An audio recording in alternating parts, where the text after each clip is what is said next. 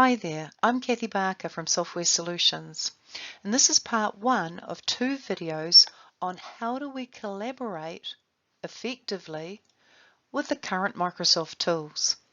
There are so many Microsoft applications available now that people are becoming confused as to what application does what and how to collaborate effectively with the current tools and how they work together. So this first video presentation is looking at what are the tools that we currently have available to us and what is each tool designed to do. And the second video will address how we can collaborate effectively using all those tools. Let's start by identifying the tools that we currently have. They include SharePoint Online, Office 365 Groups, Microsoft Teams, OneDrive, and Yammer. I would like to look at the differences between these applications to see how they effectively can help us collaborate on any given piece of work, a project we have in front of us, and depending on the type of group or team we have to work with. Let's start with SharePoint Online. SharePoint Online ultimately provides a platform for building internal websites that are typically highly customized to a particular organization. These websites allow people to collaborate and share documents, data, and apps.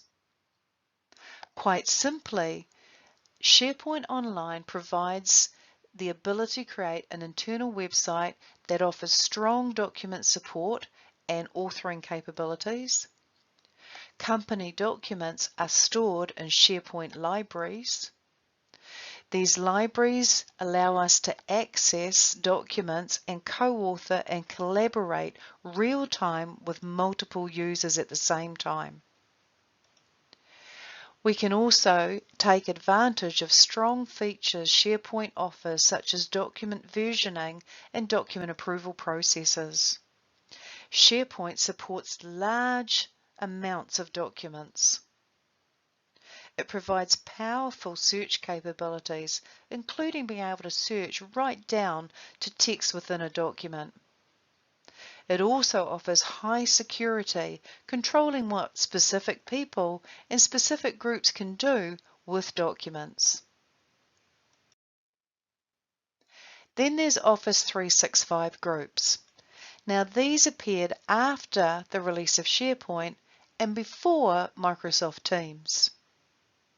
Office 365 Groups are accessible through Outlook, Planner, SharePoint, and Yammer. You can create groups in any one of these applications. One way to see what groups you have access to is to look at the bottom left of your navigation pane in Outlook, and you'll see that there's an expandable item called Groups. If you expand that item, you'll actually see which Office 365 groups you have access to. These groups can include a variety of resources. For example, they can include files, an email inbox, a calendar, a document library, a SharePoint site, a OneNote notebook, and even applications such as Planner. To make a long story short, you can decide what group you want to create and where you want to create that group depending on its intended use.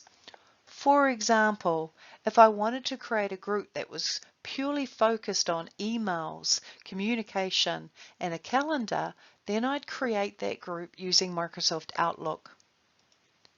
If I wanted to create a group that was focused on sharing documents, then I'd create that group using SharePoint Online. And if I wanted to create a group where we share like-minded ideas, I'd use Yammer to create that group. When you create a group, most of the resources that you need, such as files and a calendar and an inbox, are automatically added and created when you create that group.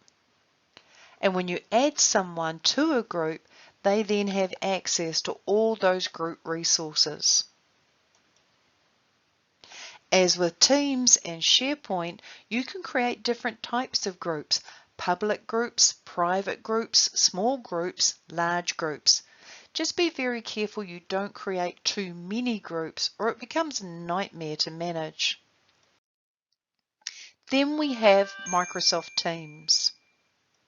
Microsoft Teams is when you have a team or a group of people who come together and work on a permanent or a temporary basis.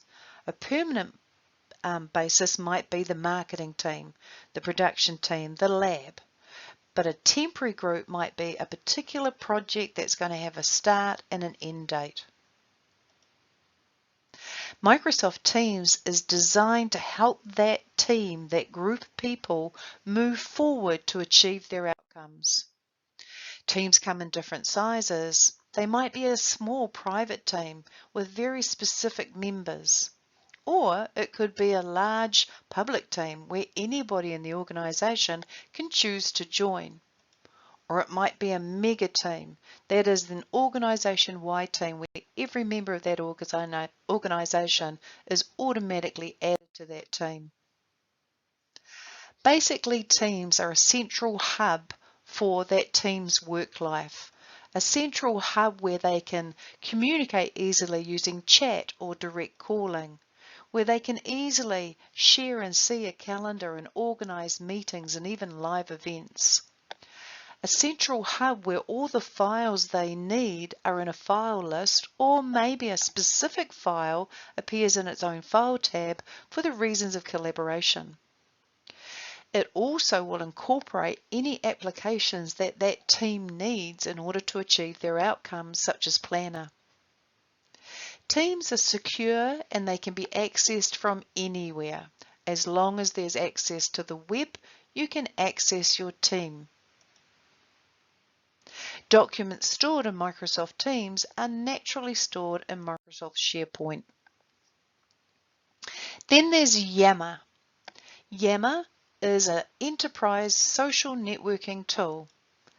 It's a little less formal and it's not focused on teams, it's focused on communities. Essentially, Yammer is a place where communities of people that have a common passion or a shared interest can come together and communicate. It can also include external partners or even customers. This community of people can come together, collaborate, create, and co-author documents. They can even private message other members. You can work with Yammer from almost anywhere, but not from your desktop. Yammer has to be accessed via a web browser. OneDrive. OneDrive is a place or a service, a cloud-based service that you can store your personal files. It's a location to store, manage, and access your personal documents from anywhere. It is also possible to share and collaborate on those documents with others if it's required. But it doesn't have the security, the search capability, the document versioning, and the document approval processes that are offered by SharePoint. I hope that clarifies what the different collaborative tools there are available to you and the differences between each of those tools. Join us for the second video on how we can collaborate effectively using that collection of tools.